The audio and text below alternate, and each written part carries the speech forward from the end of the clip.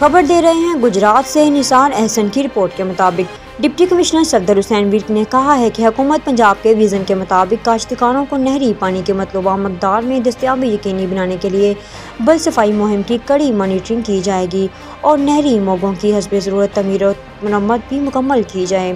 تفصیلات کے مطابق ڈپٹی کمشنر گجرات صفدر حسین ورک کی ہدایت پر گجرات کینال ڈویژن کے زیر انتظام نہروں میں بھی بل صفائی کی تقریب کھاڑیوں میں منعقد ہوئی۔ ڈپٹی کمشنر صفدر حسین ورک نے نہروں میں بل صفائی مہم کا کھاڑیاں میں افتتاح کیا۔ اسسٹنٹ کمشنر کھاڑیاں زہیب ممتاز سمیت محکمہ انہار کے افسران اس موقع پر موجود تھے۔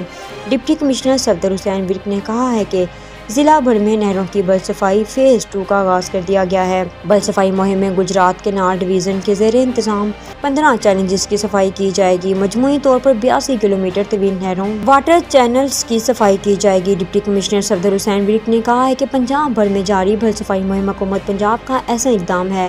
بل صفائی کے دوران واٹر چینلز کی ضروری مرمت بھی کی جائے گی۔ بل صفائی سے پانی کی ضیاع کو روکنے میں مدد ملے گی۔ انہوں نے کہا ہے کہ اسسٹنٹ کمشنرز جاری بل صفائی مہم کی نگرانی کریں۔ محکمہ انہار کے افسران بل صفائی مقررہ وقت اور منظور شدہ اسکوپ کے مطابق یقینی بنائیں۔